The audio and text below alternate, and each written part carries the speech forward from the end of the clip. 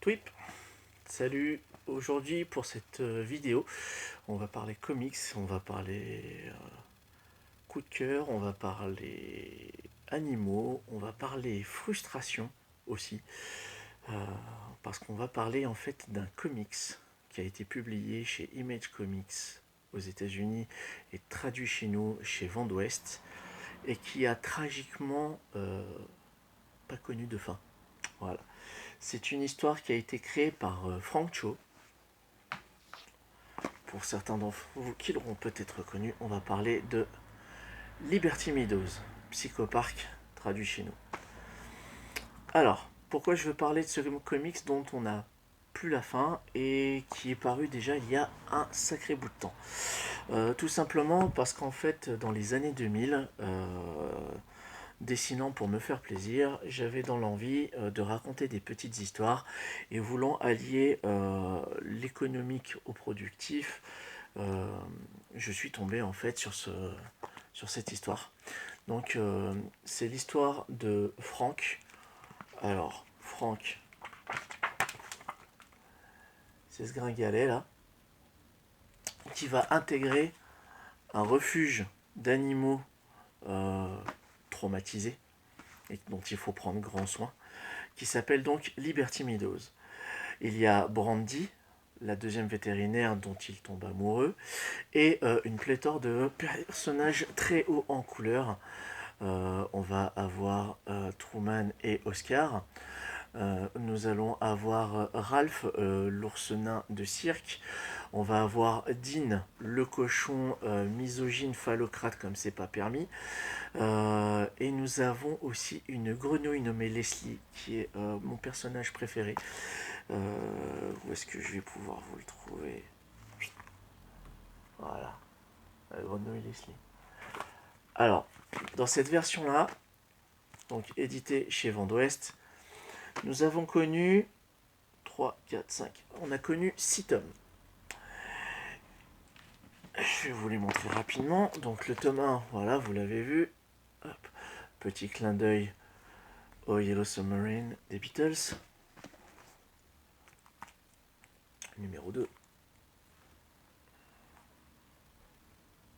Faites pas le test avec des vraies lunettes 3D, ça marche pas. Numéro 3.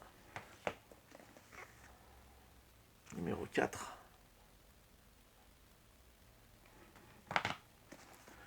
Numéro 5. Et numéro 6.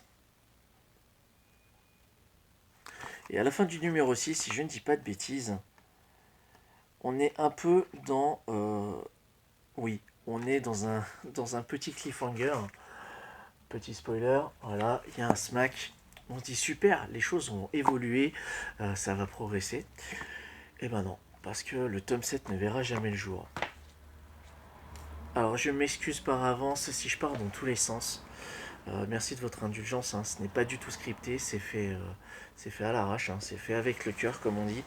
Mais dans tous les cas, pour en revenir à ce que je disais tout à l'heure, euh, si je parle de ce comics aujourd'hui, c'est parce qu'en fait, je cherchais quelque chose pour raconter mes histoires et j'étais tombé sur ce comics qui en fait utilise en termes de storytelling et de découpage les strips. Voilà.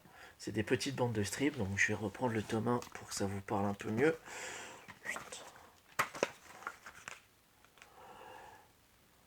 Voilà. Le petit gaufrier qui va bien. Donc généralement, Frank Cho il ne publiait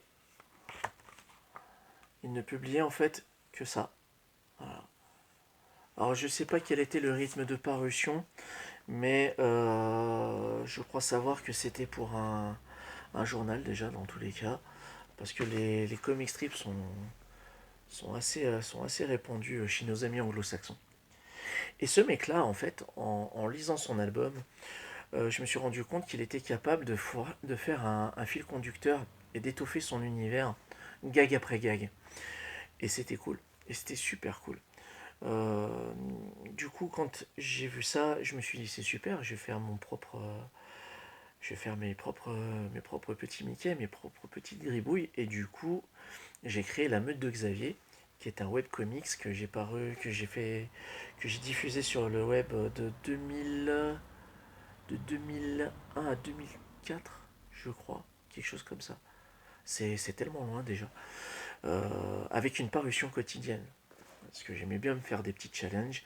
Donc, avec des, des structures un peu comme les séries télé, donc avec du cliffhanger, avec des épisodes de mi-saison, des épisodes spécial Noël ou Halloween, ce genre de choses. Et, euh, et voilà. Et à l'heure actuelle, je suis en train de terminer une campagne Ulule pour promouvoir The Last Hunt, qui est la conclusion de cette saga, mais qui a été aussi pensée comme un one-shot. Vous voyez, on s'y retrouve toujours sur ce délire plan séquence, one-shot, truc fermé, carré, etc. Donc pour en revenir à Psychopark, j'aime beaucoup Frank Cho, pour plein de raisons, principalement esthétique, parce qu'il a un style graphique qui me plaît énormément. Il est très efficace dans sa manière de découper ses scènes. Euh, il va directement à l'essentiel. Donc quand c'est économie direct, moi ça me va.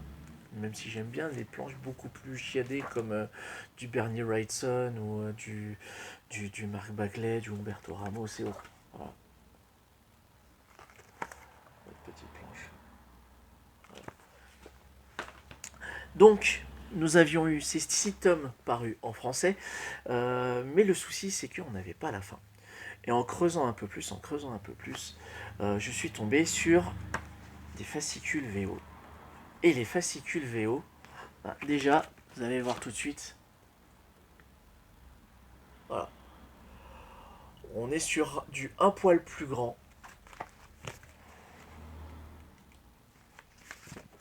Et surtout, c'est en noir et blanc. Alors moi, je kiffe le noir et blanc. Je kiffe le noir et blanc parce que ça fait ressortir le trait de Frank Cho. Et c'est comme si on avait le... C'est comme si on avait le journal entre guillemets d'origine. Alors des fois, Frank Cho se fendait d'une petite illustration de pause comme il aime bien faire. C'est absolument magnifique. Enfin, j'aime énormément. Et, euh, et donc je vais voir en VO. Et puis il y a un truc qui m'a beaucoup fait rire, c'est que le mec n'hésite pas à tacler et à faire des clins d'œil à la pop culture. L'exemple le plus probant avec ce gag là. Ne dis rien Harry. Voilà. C'est le genre de connerie qui me fait rire. Gros clin d'œil, donc vous l'aurez reconnu au Spider-Man de Sam Raimi, premier du nom. Donc, je n'ai malheureusement à ce jour que ces 3 petits fascicules en VO. Je cherche vraiment les fascicules parce que je sais qu'il y a eu des rééditions cartonnées qui compilent en fait comme des compendiums l'ensemble de l'œuvre. Moi j'aime bien avoir le fascicule d'origine. Et le truc qui est cool, c'est que vous avez la couverture dans ce sens-là et le comics il se lit dans ce sens-là. Ça joue un peu avec les codes, j'aime bien. Et du coup, j'ai voulu en savoir plus, j'ai voulu découvrir un peu plus l'histoire. Et en fait, Frank Cho n'a jamais terminé Liberty Meadows. Voilà.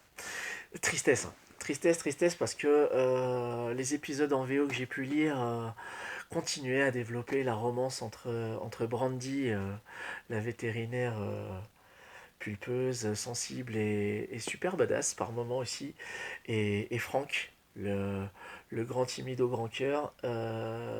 Et Frank Cho n'a pas pu terminer pour la simple et bonne raison que il était sur d'autres projets, et puis petit à petit, ben, les projets ont été plus gros puisqu'il a dû, il a travaillé chez Marvel notamment, il a fait du Spider-Man, il a fait du Avengers, etc. On reconnaît son style tout de suite. Il a un trait très lissé, très marqué. J'aime beaucoup. J'aime beaucoup. Donc, mon conseil du jour, si vous voulez vous fendre la poire, franchement, lisez Psychopark. C'est une lecture décomplexée, très fun. On est, On n'est pas sur du, on n'est pas sur du truc extrêmement cérébral ou quoi. C'est blindé de clins d'œil. Alors que ce soit à la pop culture générale, comme ça peut l'être aussi un peu plus en particulier, il y a certaines références qui sont liées à des choses bien américaines dont nous, Français, n'avons pas forcément connaissance. Donc il y a un petit effort de traduction de fait à ce niveau-là. Au niveau de la couleur, pour l'édition Vent d'Ouest, euh, ouais, ça va. Franchement, ça va. Je vais pas me plaindre. C'est cool. Mais bon, je préfère le noir et blanc, clairement. Je préfère l'édition noir et blanc. Mais à côté de ça, on va pas bouder son plaisir. Un clin d'œil à King Kong, le grand fils de Pong. Ping Pong. Enfin bon, c'est des conneries comme ça. Donc, Liberty Meadows, alias Psychopark, chez Vent d'Ouest, ça doit pouvoir se trouver encore dans les librairies d'occasion ou sur internet. Dans tous les cas, j'espère que cette première vidéo vous aura plu. N'hésitez pas à me dire ce que vous en avez pensé dans les commentaires, si vous m'entendez suffisamment, si l'image n'est pas trop dégueulasse, parce que je rappelle que c'est tourné à l'arrache avec mon téléphone et que c'est fait sans script et brut de coffrage. Et voilà. Prenez soin de vous, faites attention dehors, et je vous dis à bientôt pour une prochaine vidéo. Plus de funkitude sur vous.